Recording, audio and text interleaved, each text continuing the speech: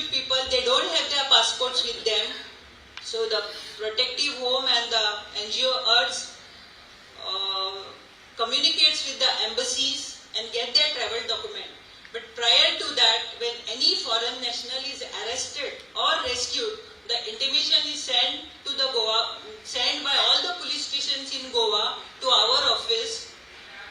So we communicate that information to the Ministry of External Affairs, and from Ministry of External Affairs it goes to the concerned embassy. So embassy is aware that their person is either arrested in a crime or their person is a victim and rescued in certain cases. Maybe it is child or maybe it is a sexual exploitation case. So ministry is already aware about the exploitation or the arrest. The embassies also come to know.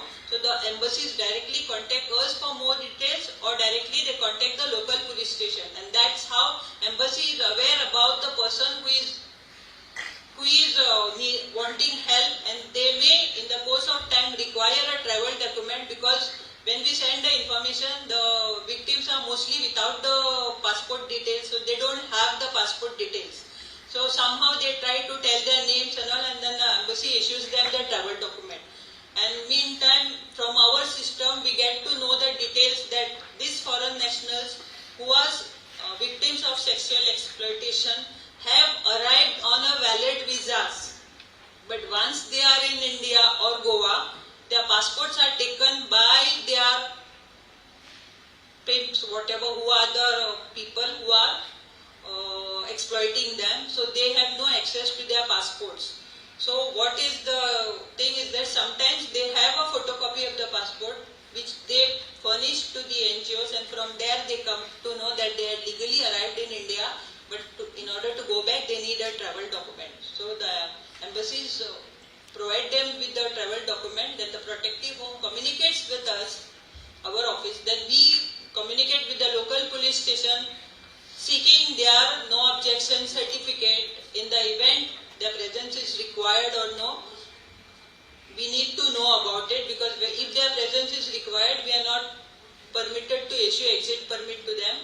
So what we do is we take the NOC from the local police station. Once the NOC is received, we ask the protective home staff to escort the girl to our office.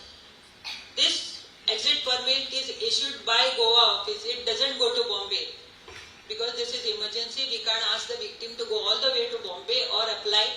We prepare the exit permit for them and issue, and then the protective home with the assistance of our local police, they provide escort, and the victims are escorted to the airport. So we have a small role as regards to issue of exit, but otherwise, if being in FRRO saying that trend, it is observed that mostly they are lured of jobs, but the thing is that I have seen is mostly they are on tourist visas or a business visa, but they are not knowing that what visa they are having, because we come to know that when we interact with them, they tell us that no, I have come to work in a spa, or I have come to work in a beauty parlor, or some other petty jobs. Also, we have some foreign nationals who are lodged in our detention centers. Now we have a detention center which is under the care of Department of Social Welfare, where we restrict the movement of foreign nationals who are overstaying in India. Now how we get these people is the local police station, they register offences against them for overstaying, because they don't have their passports with them. Maybe they were victims of sexual exploitation. It's very difficult to prove, but these people somehow are in the detention center, and from detention center, when we try to send them back, when we ask them for the passport, they say my passport is not here in Goa, it is in Pune somewhere. So maybe they were sexually exploited in Pune, and then when Juliana said when their demand is not there, they are set free something, but they are not able to go. Maybe, I presume it that way. That's why they are here in Goa, and they are arrested for overstay and not victims of sexual exploitation. They are not rescued, but they are arrested as overstayed foreigner. This is my presumption, I don't know the facts, because they say my passport is in Pune. So they somehow get Pune or Bombay, they say Mumbai also, sometimes Pune, sometimes Bangalore. So they get the passports, they communicate with them, because in detention center they are permitted to have their mobiles with them, no problem, it is only restricted within the premises. So they communicate with those people and we get the passports through couriers. If the passport is valid, well and good, we issue them the deportation orders and then we ensure that they are escorted at the airports with our staff. Now as regards to the procurement of tickets, most of them they manage to arrange their tickets through their friends. If they are not able to procure the tickets, we move to the government and we get money sanctioned from the government to procure the tickets, and then the government's on government's expenditure, they are escorted back to their country. Till the airport we take them, and then further immigration process is completed and then they are sent back home. Now as regards to these foreign nationals returning back, because we from the detention center, the foreign national whom we send are mostly overstaying or those who are convicted in cases. Now after this deportation process, we need to blacklist them as per the criteria and their involvement in offences. So blacklist procedure can be for a period of 1 year, 2 year, 5 year, 7 year or lifetime, depending. So in order to prevent them from coming to India, minimum is only 1 year. So again, like if they are lured, they are back in India after a period of 1 year. Suppose they are involved in drugs case and all, then they are banned for lifetime. So it depends. So if we want to see that they don't come back here, I feel, I can speak about this precautionary measures right now. Yes, yeah. So if we feel that they shouldn't come back, I feel that what we can do is, especially these foreigners from African or Russian countries and Bangladeshis and Nepal, if some awareness is created among them, if someone lures them for employment, they can always communicate with the embassies, because now on the mobile, Duniya Sari Mutti Mein, they can do some research or they can approach our Indian embassies. Indian embassies are in most of the countries, they can approach, find out the authenticity of the person who will be providing job. Same can be verified through our counterparts in India. Authentic report can be got, then only they can compare. Suppose a foreign national is lured in a job but they are issued tourist visa. So that awareness needs to be created, because for a person to work in India, they need to have an employment visa, not a tourist visa. Tourist visa doesn't permit employment. No work. You come for sightseeing, you do your small courses if you want to have interest in yoga or something, that's it. They can't do any job, they can't take any money for their services. So suppose this awareness is created, somehow they will get alerted, say they can ask their agents who are providing them with the passport. And we have also noticed that when the passports are issued, they show us their passports, we just interact with them regarding their family details. When we see in our system what is entered regarding their personal details, mostly their names, date of birth, place of birth is correct, but parentage mostly it is different. When we ask them what's your father's name, they will say ABC something, and then when we see in our system it is different. Same with the mother's name. Then we ask them, are you married? They say no, but in our system there is a spouse name. So I feel that these agents, they take their personal details and then they get them passport prepared in their name and get the visas. So now visas are very busy. It's online tourist visas they can get. Most of them come on online tourist visas only. So if some awareness is created, especially in our neighboring states as well as the African and the Russian countries, I think we can prevent their influx. That's it. Thank you very much.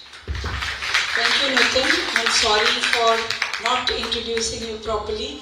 I think in the whole uh, the whole this of getting everybody to close their eyes and be reflective, I forgot to introduce you properly. She has immense experience because she was posted in the Child Protection Unit Goa long back.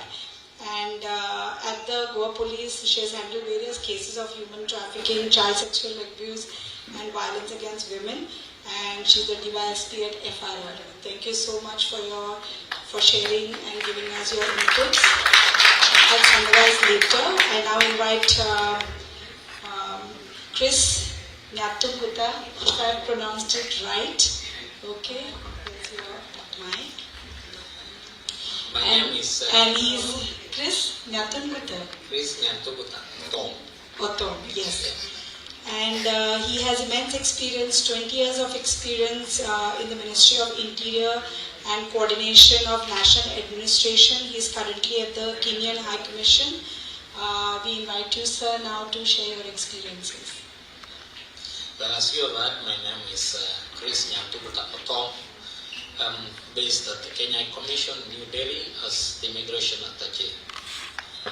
Well, my work involves interacting with most of the Kenyans and the foreigners who are going to my country.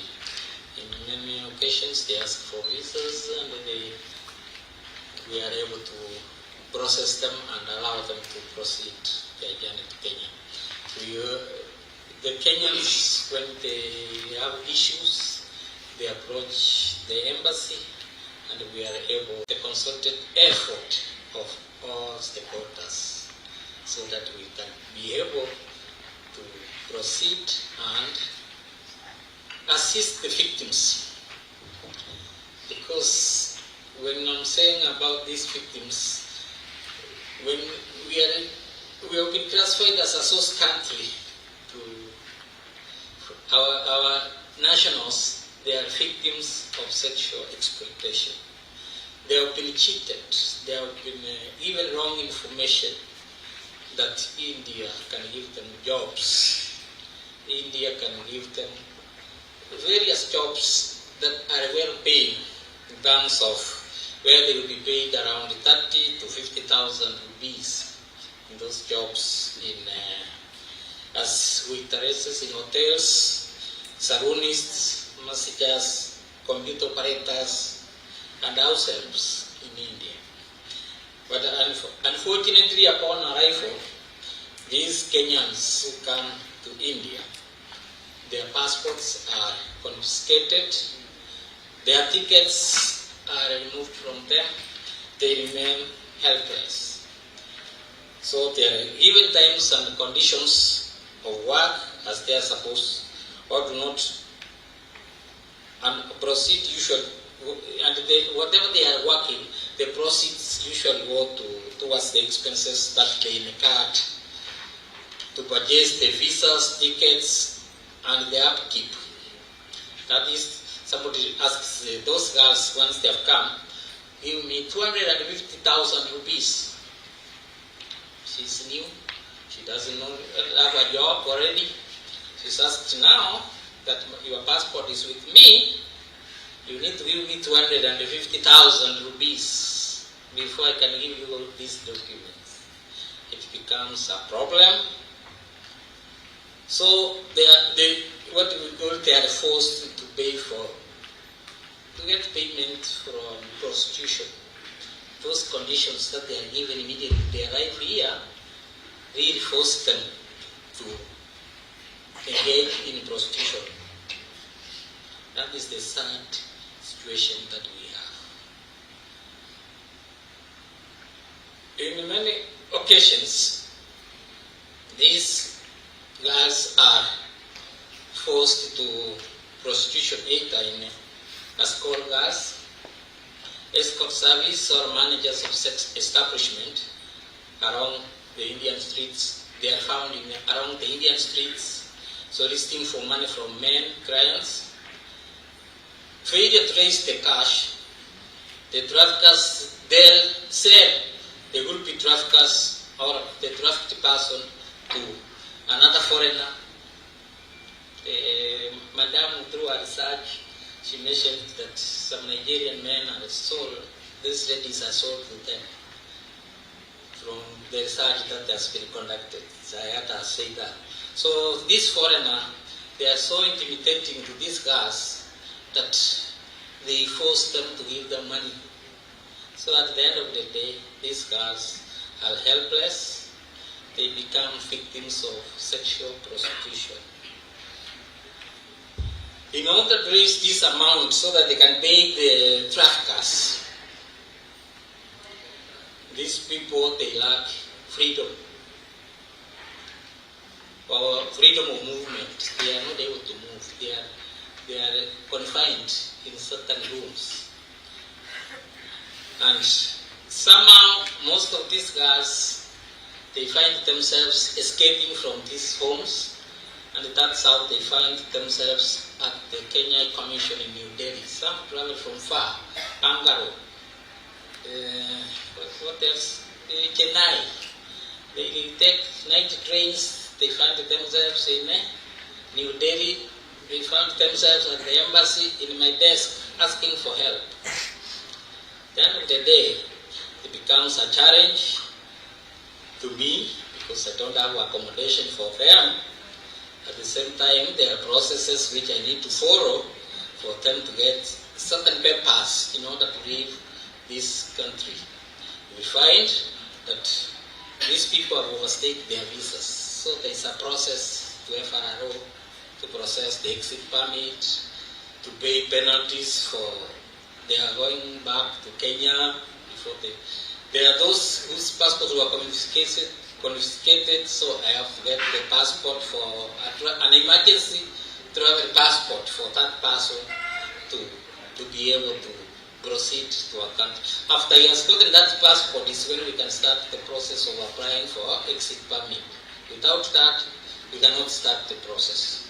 So it takes time, it takes courage for those girls who make it to the Kenya Commission.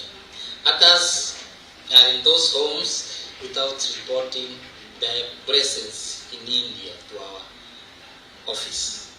We encourage them to register when they come, but unfortunately many of them are not able to register. The traffickers really scare them off.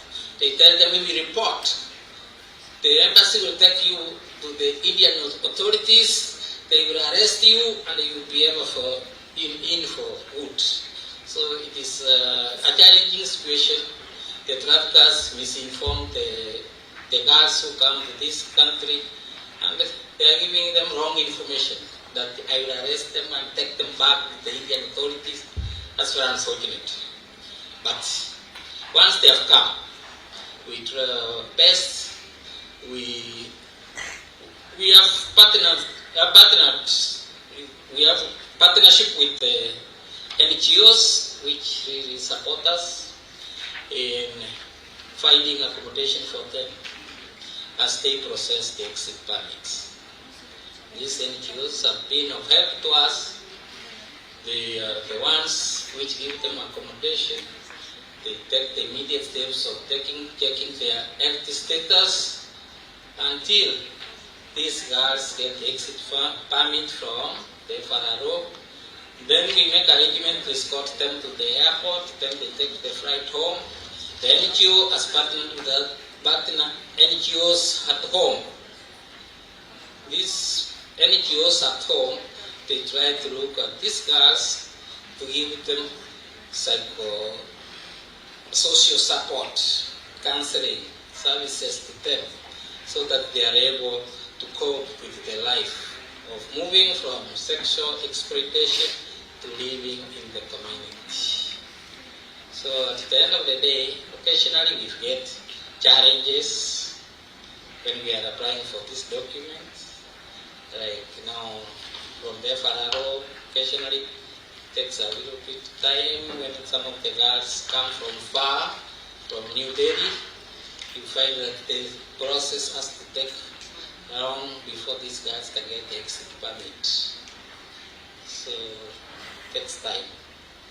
More especially when the girls come from, like a group of girls came from Chennai and we have not received the exit permit. So it is taking a little bit time. for them to stay in a home as if they were not released through the court to go to their country. So occasionally the place really works on their psychological. Some become suicide in a way that when I talk to them, they are telling me, I want to commit suicide because now what am I doing in this home? So it becomes a problem which we need the support of every agency to assist us so that once these ladies come for support and assistance, we are able to provide it almost immediately so that we don't add to the agony. And I think what are the immediate steps that we can take to assist these girls? We have encouraged our organizations at home to sensitize the young men and the young women that, to me, I tell them in India there is no job. Yeah, there is no work for them to come and do. Because at the end of the day, they are being rewarded to prostitution. So I tell them there is no work to come. Because when I read that the population of Kenya and the population of India, when I compare it, your population is a little bit higher than ours, then I find it is good they stay at home and try to survive there than coming here. So we try as much as possible to discourage them from coming. So, as I've said, we issue travel documents to them when they come to the embassy that the assistance we give to these victims. Accommodation, I've said, we partner with the NGOs that support us, and they are able to give us the documents, the accommodation for them until they get the exit. I also said that we try as much as possible to retrieve the passport from the traffickers. I work with the local police in Delhi. When we have identified the trafficker, I try to call him. They send a few have recovered. They send them back to the embassy through the postal system. Then we are able to receive them and give them to the owners. And in other instances where the passport is not able to be retrieved, we are able to issue the emergency certificate that allows one-way travel home, and then the person reaches home and then he joins the family. So I think that's what we can take home for today. Thank you. Thank you so much, Mr. Chris Nathungutta, for sharing and highlighting the vulnerability of the victims, Kenyan girls of sex trafficking, and what can be done to support and help. I next invite Mr. Anisul Rahman. He is the counselor at the Bangladesh High Commission in Bombay, and he deals with a number of issues of women trafficked in India from Bangladesh. We'd like what you have to say, sir. Please go on.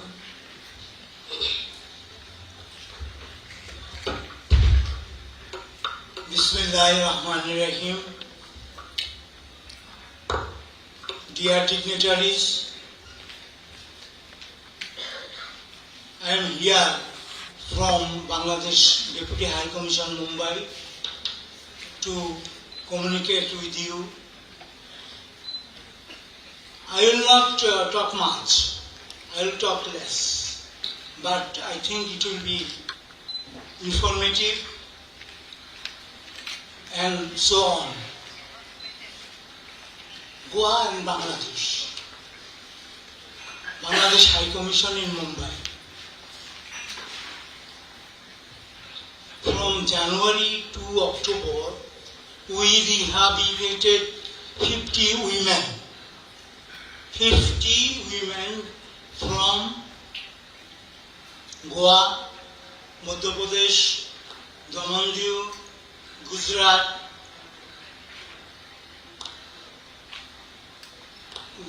these states. These states are under our jurisdiction.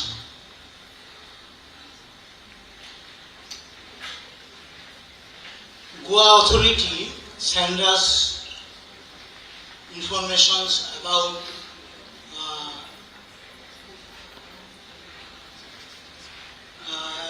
about nationality information. After getting these informations, we send Dhaka, and from Dhaka it comes to us. Then we communicate with you. Our mission in Mumbai are always ready to help people, these victims.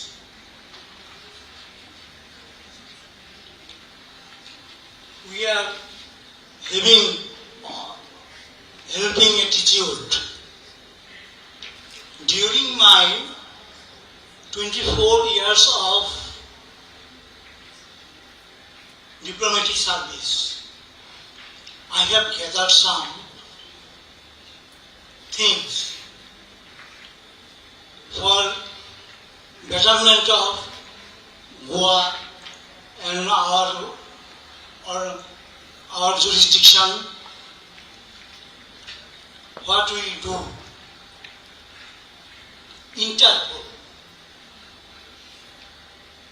Interpol, communicate with Interpol. Find out BCS cycle.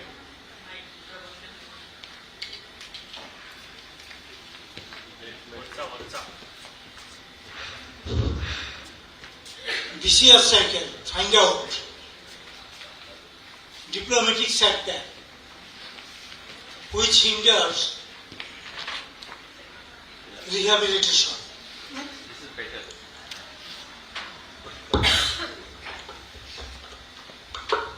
Repatriation. I think all you know what is repatriation. Here, there, him, her.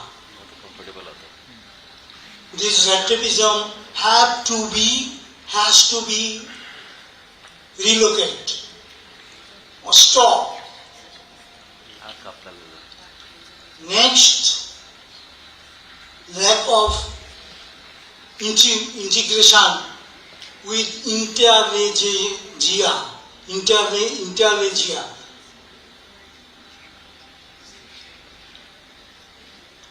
Though our country is responsible for sex trafficking in Goa, we have to these common countries said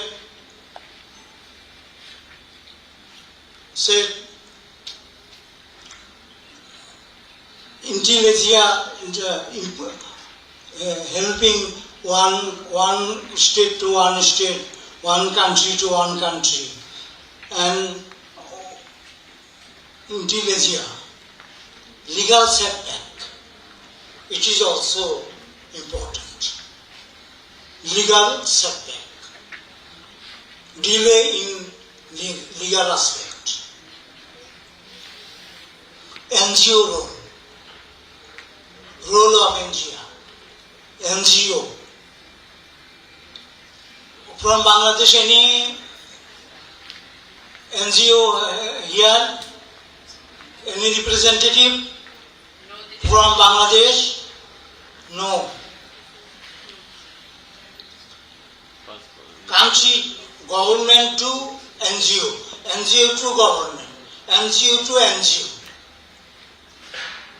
Is very important, very, very important. And the role of NGOs all over the world, all over not these countries. NGO is playing a pivotal role in every aspect throughout the world. I am sorry to say that there is no NGO person from Bangladesh. Madam, I am very sorry. I think you will be also sorry. With our friends also. State to state relation. Mumbai, Madhya Pradesh, Goa, Gujarat, like this 29 states, I think India. Important, very important to state relations.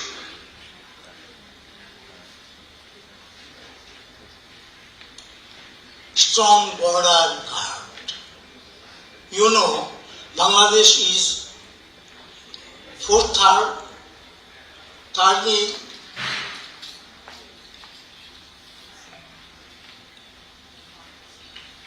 for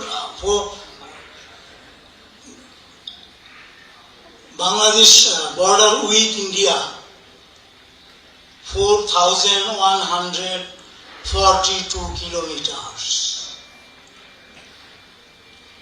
4,142 kilometers. Only outlet from Bangopusagor, Bay of Bengal. So, to minimize the casualty, strong border guard also required.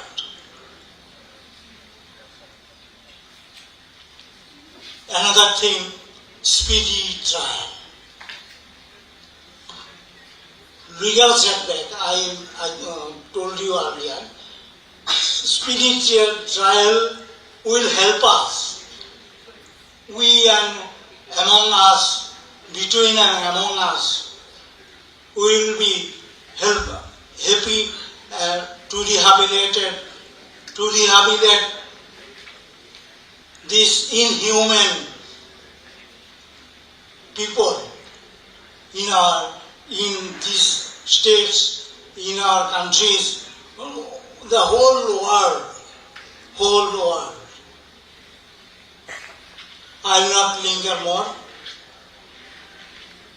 Thank you very much for inviting me, us. Thank you. Thank you, Mr. Anisur Rahman, for throwing light on the red tapeism and how you're disappointed with the lack of participation from NGOs from Bangladesh, and how a lot of bridging needs to be done to support the victims of sex trafficking. I now invite Darupada Sapkota. She is currently serving as a minister, councillor at the Embassy of Nepal in Delhi. She comes with immense experience because she's worked in many countries, right from West Africa, African Division, Central Asia, Australia, Kuala Lumpur. And I invite you now, ma'am, to share your experiences and your thoughts. Thank you, Ms. Talula, and I'm pleased and honored to be here. Thank you for this opportunity. I just directly go to the topics because we have very limited time. Distinguished panelists, what I believe is that from the presentation of Ms. Juliana and the panelists of the previous sessions, we have just come to understand that Nepal is an important and the biggest source country for the Indian human trafficking, I would say that, for the prostitution or sex work purposes in India. And this is a very big challenge we have been facing, the country is facing for long. And I think this is the second biggest challenge after the drug trafficking, the human trafficking. And the forms and the modality is also changing in the recent times. We used to hear that Nepalese girls are being trafficked or they are being sold to the special like some places only before, like Mumbai and in some red light areas in other cities of India. But now it has been spread all over the country, I would say that. And they are now being like sent in different sectors. I will just try to cover the most of the, it applies to all the cities of India, and definitely it includes Goa as well. What we have seen in recent, from the experience that I work at the embassy, and what we do normally is my colleagues from the Bangladesh High Commission, Deputy High Commission, mentioned that we also normally rescue 200 to 300, I would say definitely girls and some women also every year. And the number is that, and the number also surged after earthquake, and needless to say that after COVID as well. And we had in recent biggest landslides and floods in the country, and so many people have been homeless now. They have been just lost their properties and everything. I am now worried that some of the girls who are now, many girls are now vulnerable at this point of time. We have a representative from Nepal, from one of the very active NGO. She would also talk about this later on. And I would just like to mention some of the challenges that what we face in the rescue. I would say definitely from the prevention point of view, as Madam said, and protection and repatriations and everything. The first and foremost thing is that we have a very good relations with India, and we have more than 50 agreements and mechanisms in other sectors. Unfortunately, we don't have a particular kind of MOU or agreement between the two countries. That is lacking. I think the government is also very aware of it, and we are in the process of signing a kind of agreement that will definitely stop trafficking and prevention. It will help, and it will also help in the repatriation as well as in the seamless reintegration of the victims in the society. The second biggest challenge we face is the outreach. That is very difficult. India is the big country, and they are everywhere, I would say that, and sometimes the resource also comes here, but we are very lucky that like ours and other NGOs, both are in Nepal as well as India. They have been working actively and facilitating in they are making our job very easy, I would say that. And then, yes, we have been just seeing the new forms of trafficking, I would say that. In our case, I would like to just say that Nepal has banned ladies, the women are going to Middle East, like the Gulf countries, in the domestic sector. But with the fake promises, the traffickers, they have a big networks and everywhere. What they say is, we can take you to Gulf countries like Kuwait, whatever you want to go, but you just have to go through India. And they just bring here to India, and they just wait for a month or 2 months. They just get tired of waiting when is the day. And so they are forced to work here in India, and some of the girls come to Goa as well. I can just sense that some of the girls come here. That is also the case. And we have just made few ladies in such a way they are just being brainwashed by the traffickers and the persons whoever involved. Sometimes they say that when they come to the embassy or when they just reach out to them, they said, no, we came with our without any force, we came out voluntarily. It is our choice. We chose this profession, we are happy. But later on they become victims. This is also the challenge that we have been facing. And definitely the open border, that around 1,800 long open border that we share with India is also the biggest challenge for us. I don't mean the border has facilitated in other sectors, but in stopping the human trafficking kinds of case, it has been very, very difficult for, I think, I would say for both the countries. But still we have some mechanisms in the border area also, like SSB from India and our APF and other government agencies. They also have regular interactions. They also discuss about the challenges of how to prevent such incidents and how to just make the repatriation of the victims easy. That is also being done. And I would just like to just see the other forms of how the people, the traffickers lure the girls, and now there is a very good network of communication in our country. Every girl, every woman, they have mobile phones, smartphone, they use social media, they have a very good connectivity, I would say that. And some of the friends who is here in India, in like Goa, in other big cities or somewhere, they just send pictures and this is very nice place, you will get very good job. It's something like that, and they are also just, they come and finally they become victims. It's like that. And some of the girls we have met is that they are brought for modeling, fashion shows, and other like some kind of very prestigious and glamorous job as well. And having said that, what I just would like to touch upon that, the government, have the mechanisms we have, anti-trafficking laws, regulations, we have institutions and everything like the ministry, Human Rights Commission, Women Commissions and Anti-Trafficking Bureau under the Nepal Police, that is also closely collaborating with the Indian police as well. That is the case. But we have just encountered some of the issues that I would like to share. So the concerned person can take up this matter as well.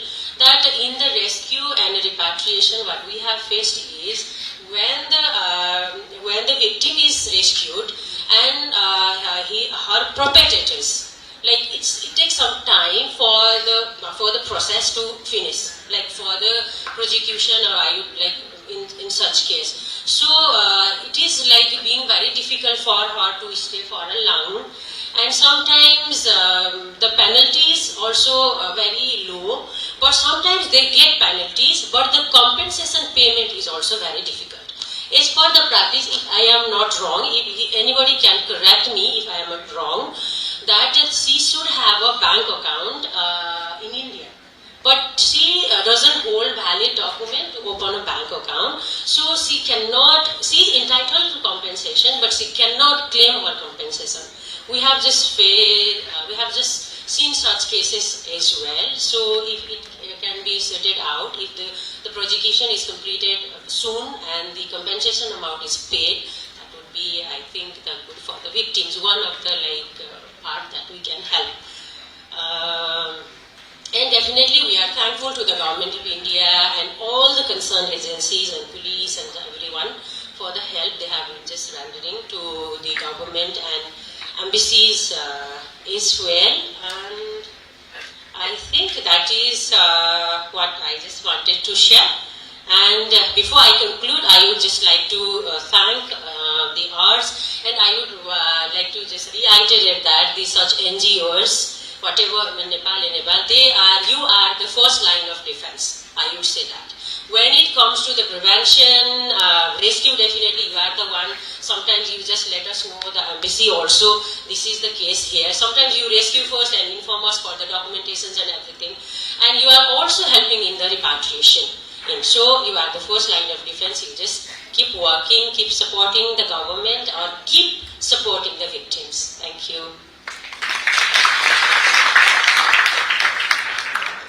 Thank you so much, Durapada Sapkota, for these very important insights on the gaps that exist and what more we can do with collaboration, of course, with all the agencies.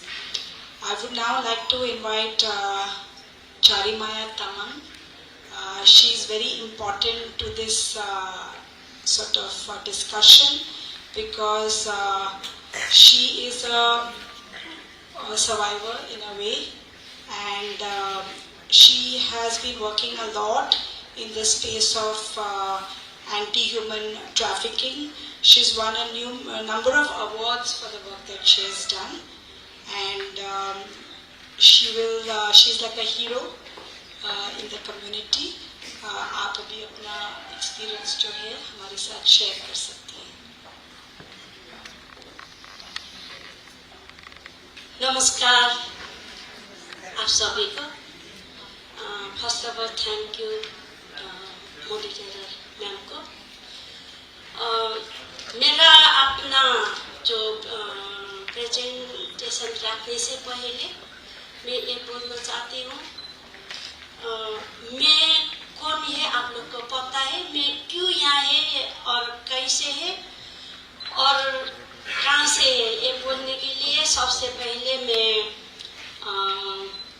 Arts entire team तो है, उससे पहले मैं आप सभी को clap देना request करती हूँ हमारा अरुण सर को, क्योंकि आज मैं यहाँ जैसे है वो बिगिनिंग थोड़ा सा स्मरण करना चाहती हूँ.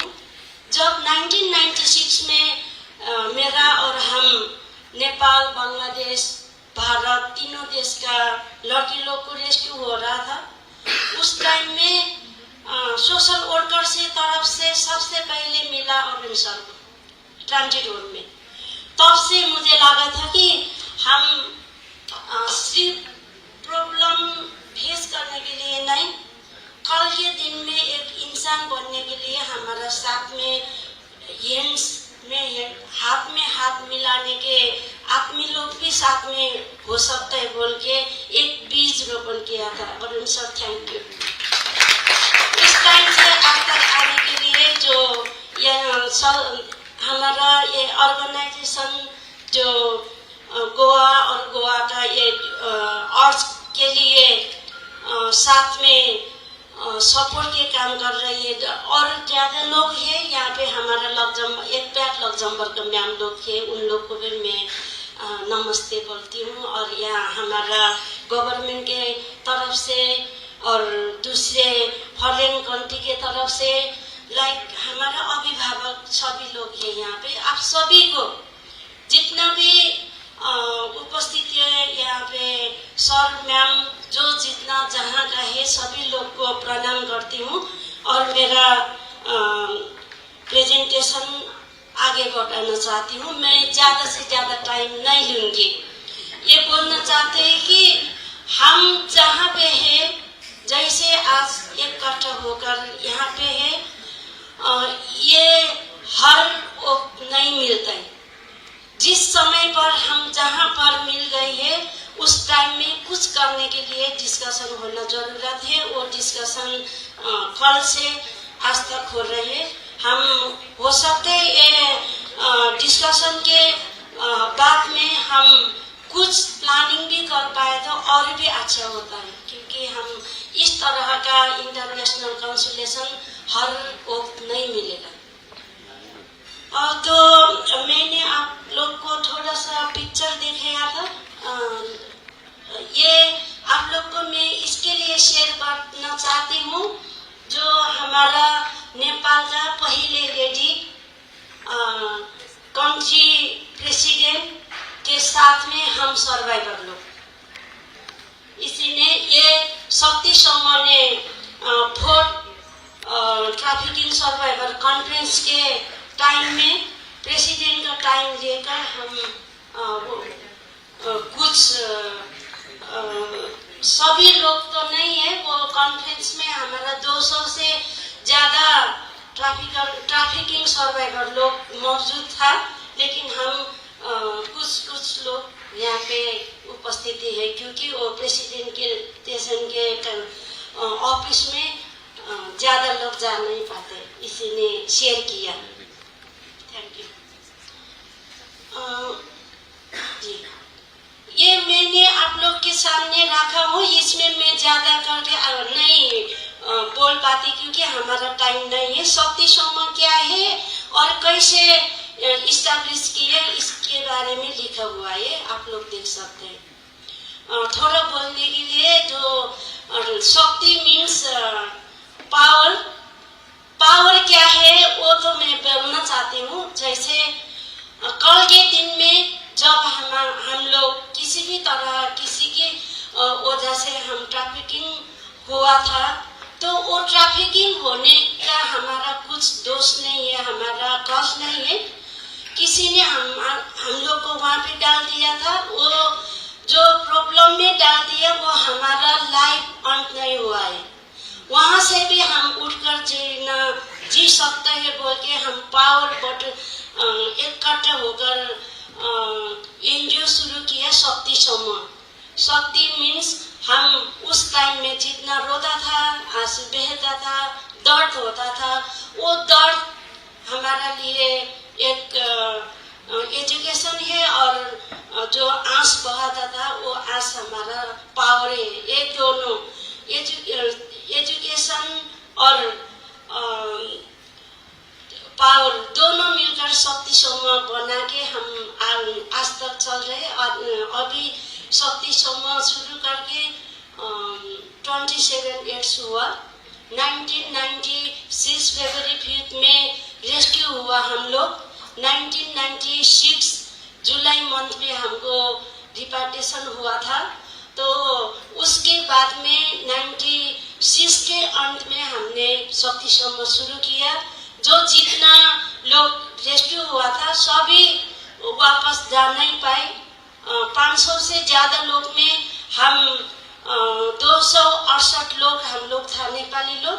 उसमें से रिपार्टेशन होने के टाइम तक हम सिर्फ 128 लोग रिपार्टेशन हो पाए, और उसमें से भी 15 लोग हम मेरे से करके हम 15 लोग मिलके शक्ति समूह शुरू किया। आज हमारा शक्ति समूह में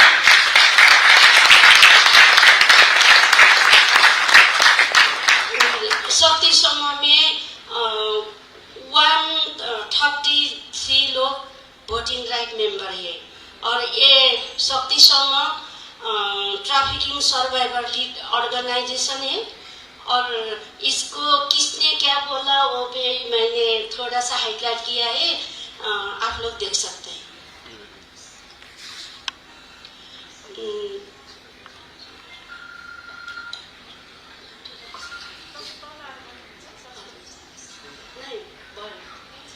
ये ऑब्जेक्टिव भी मैं आप लोग के साथ में बोल के आप लोग का टाइम नहीं गुजरना चाहती हूँ, आप लोग पता हो चुका है।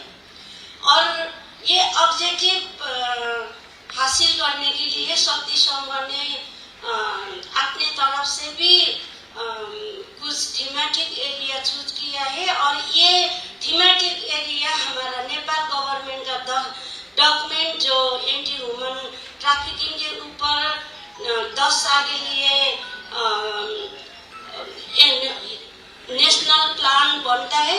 वो नेशनल प्लान में जो थीमेटिक एरिया रखा है इशू के लेकर हम काम कर रहे हैं, जैसे prevention, protection, capacity building, livelihood support और लॉबी एंड एडवोकेसी।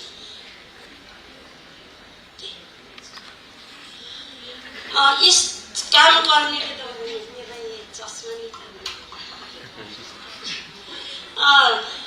इसमें ये स्लाइड में आप लोग देख सकते हैं। ये हम लोग नेपाल में एंटी ह्यूमन ट्रैफिकिंग के ऊपर काम करने के लिए गवर्नमेंट के साइड से क्या क्या है, हम जो भी कर रहे हैं गवर्नमेंट के साथ में मिलकर काम करना पड़ेगा। और गवर्नमेंट का डॉक्यूमेंट देकर हम यात्रा नहीं कर सकते। इसी ने पहले जब हम रिपार्टेशन हो रहा था उस टाइम में इस डॉक्यूमेंट नहीं था, दूसरे अलग सा था। लेकिन वो अलग सा डॉक्यूमेंट भी इस सारे चीज नहीं था, वो फर्स्ट लाइन का ये था, वो भी नेम दूसरा था, वुमन ट्रैफिकिंग नहीं बोलता था उस टाइम में। तो बाद में जब हम लोग एडवोकेसी में उतर गया, ज्यादा से ज्यादा एनजीओ लोग भी स्ट्रीट ट्रैफिकिंग बोले तो चेली बेटी नहीं, मानव बेचबिखन हो रही है बोल के इश्यू उठान किया, तो गवर्नमेंट ने भी एक्ट को नए एक्ट लाए और उसके साथ साथ में ये जितना भी डॉक्यूमेंट है इसमें से ये 2 रेट लगा हुआ डॉक्यूमेंट उस टाइम में जो नेपाल का आज का गवर्नमेंट स्ट्रक्चर नहीं था, वो जुने वाला स्ट्रक्चर के साथ में ये डॉक्यूमेंट बना हुआ है। इसी ने आज का दिन में हमारा लिए ये डॉक्यूमेंट रिव्यू करना है, इसी ने रेट लगा हुआ है मैंने।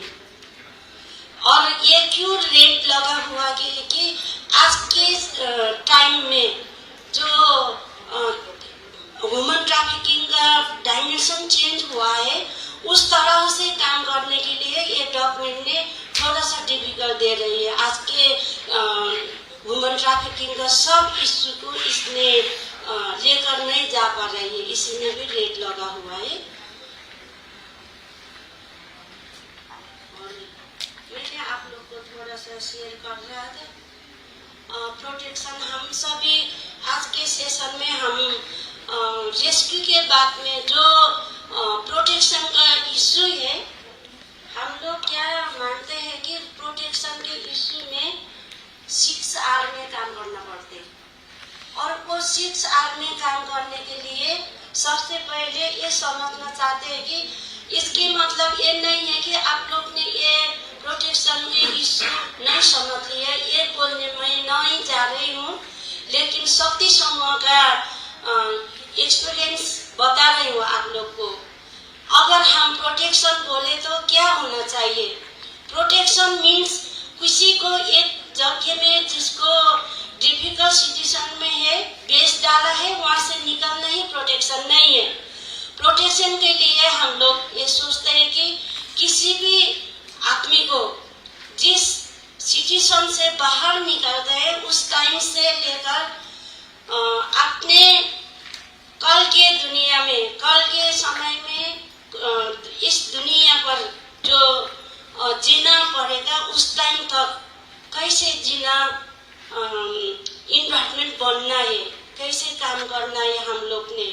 और खुद ही सर्वाइवर भी क्या सोचना चाहिए, इस सब को लेकर हम सोचते हैं। जैसे एक सर्वाइवर विक्टिमाइज सिचुएशन से बाहर निकलने से ही वो मेरा ये फर्क नहीं था, अब तो मैं जीना पड़ेगा खुद के लिए और दूसरे के लिए।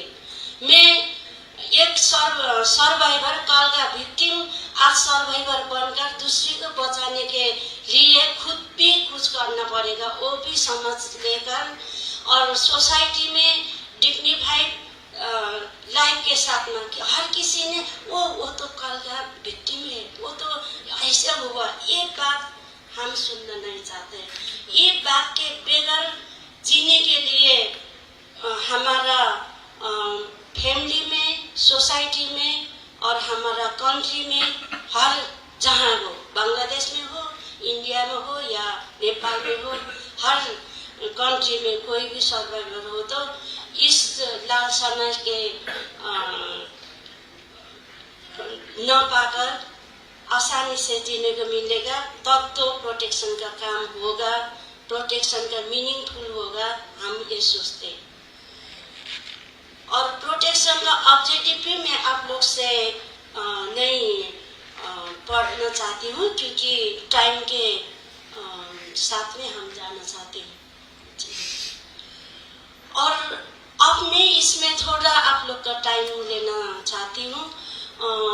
प्रोटेक्शन में हम सभी काम कर रहे हैं, लेकिन प्रोटेक्शन का प्रोसेस हमारा प्रैक्टिस आप लोग को शेयर करने से कुछ अच्छा भी लग रही है मेरा और हमारा शक्ति समूह के मुख में। जैसे हम ये इश्यू पर काम करने के लिए मिसिंग केस, सबसे पहले मिसिंग केस आ जाता है, उसको अलर्ट करना हम सभी को काम है। और हम जब नेपाल में मिसिंग केस हमने रिसीव किया तो हम जरूर भेजेंगे अलर्ट करने के लिए।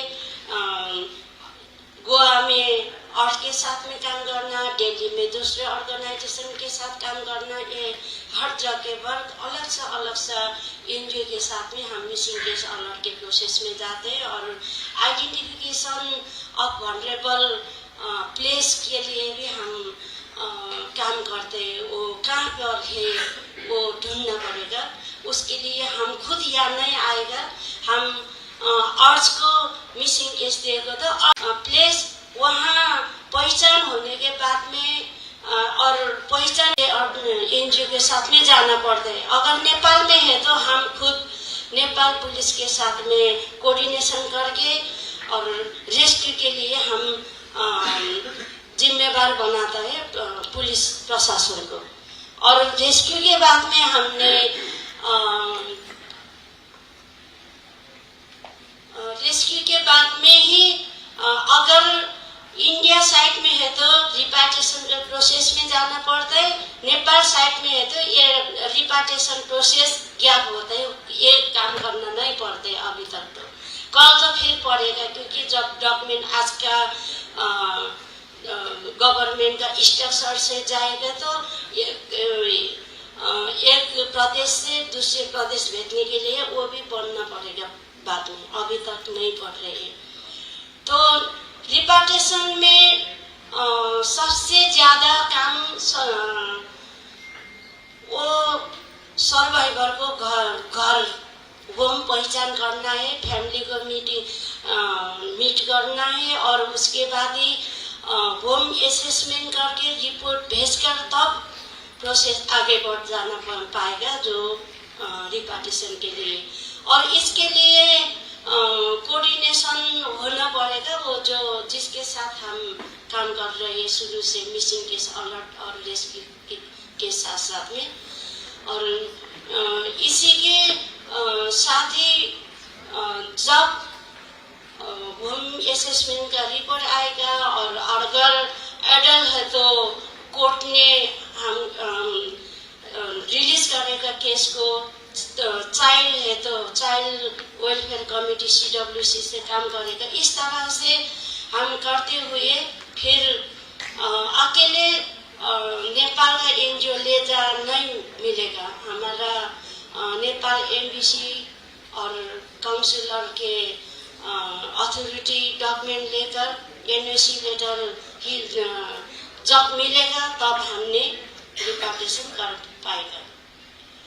इसके साथ में हमारा साथ क्या क्या हुआ, तो चल गए रेस्क्यू और रिपाट्रिएशन। अब हमारा साथ में तीसरा आ रही है जो रिहैबिलिटेशन।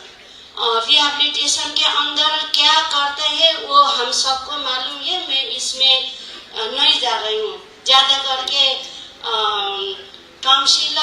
काउंसिलिंग दो तरह का, एक ग्रुप काउंसिलिंग, एक इंडिविजुअल काउंसिलिंग और फैमिली काउंसिलिंग और लीगल सपोर्ट के लिए लीगल काउंसिलिंग भी करना पड़ेगा।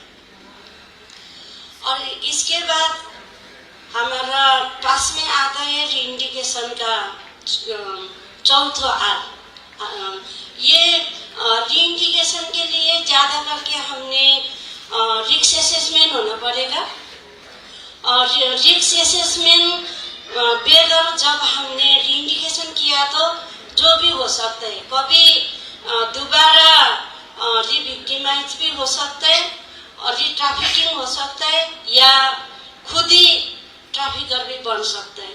ये दोनों रिस्क के बाहर निकलने के लिए सबसे पहले रिस्क असेसमेंट करते हुए कोऑर्डिनेशन करना पड़ेगा ज्यादा करके लोकल गवर्नमेंट के साथ में। और इसके बाद ही रिइंडिकेशन का प्रोसेस आगे बढ़ जाएगा। रिइंडिकेशन दो तरह का होता है, जैसे एक तो फैमिली के साथ में, और अगर फैमिली ने ले नहीं पाएगा, जो जिसका फैमिली नहीं है या फैमिली ने एक्सेप्ट नहीं कर रही है या फैमिली में भेजे तो दोबारा ट्रैफिकिंग हो सकते हैं या दूसरा अलग सा डिफिकल्ट आ जाता है। उस सिचुएशन है तो हम रिफर करना पड़ता है या अर्बन एरिया में रिइंडिकेशन करना पड़ता है।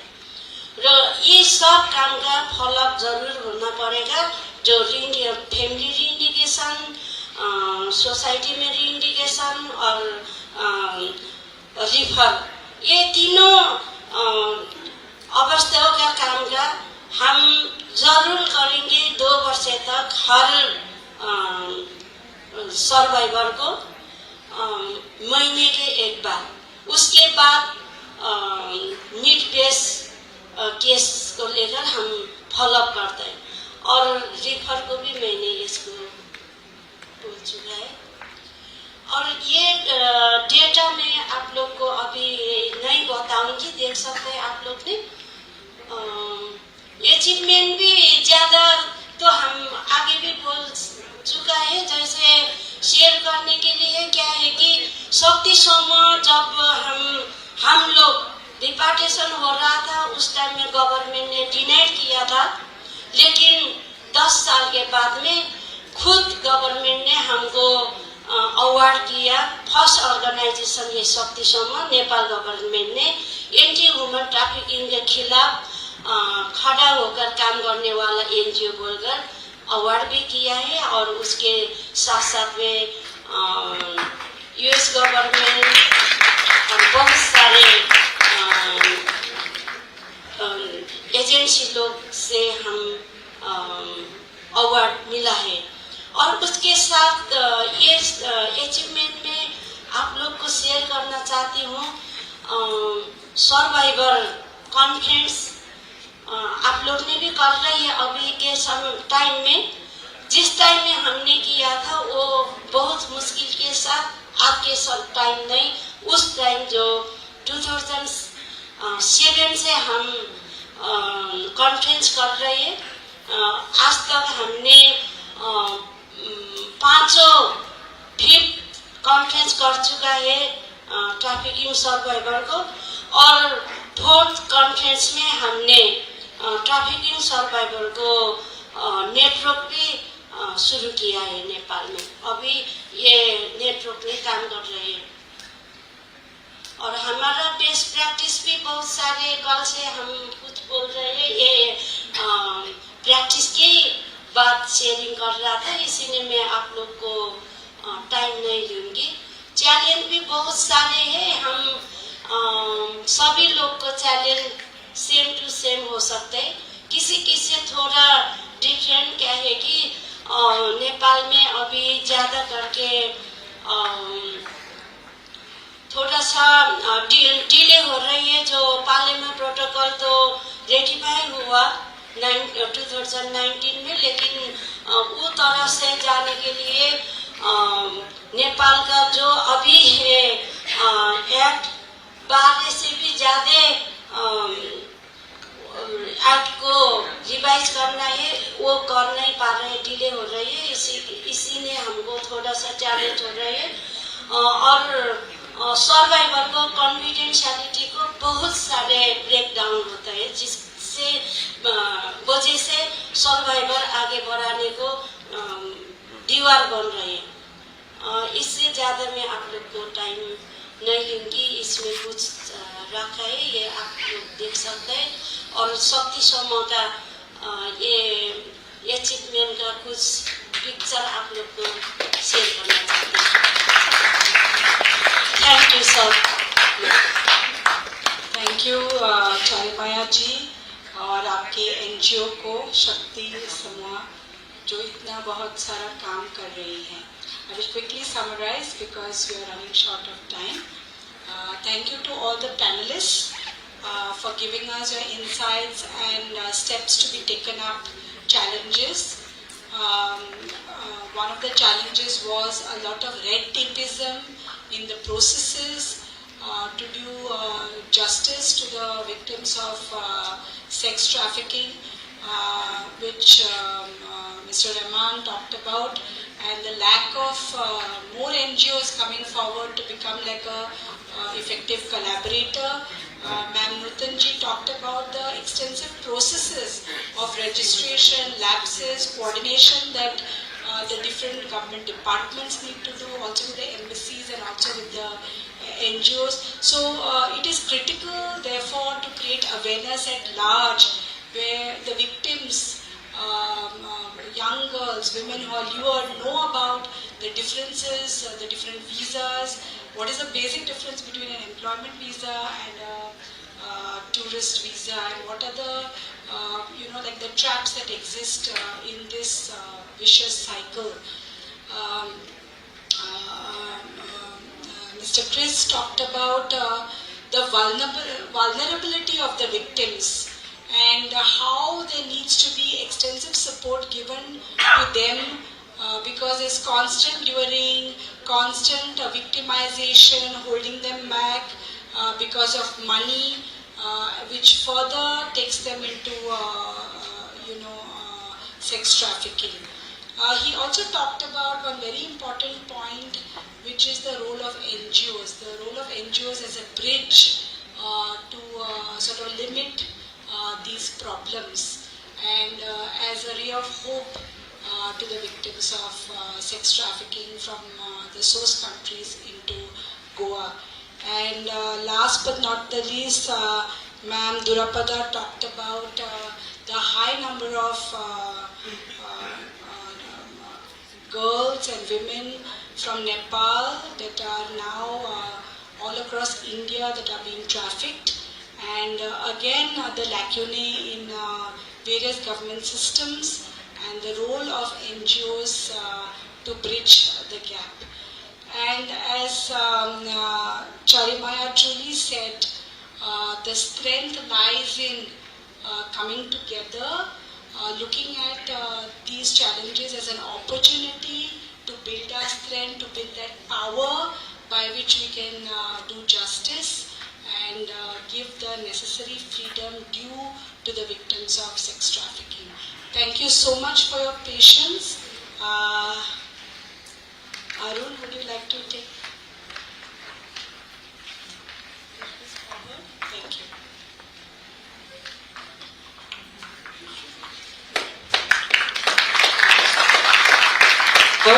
We will now proceed for the valedictory function.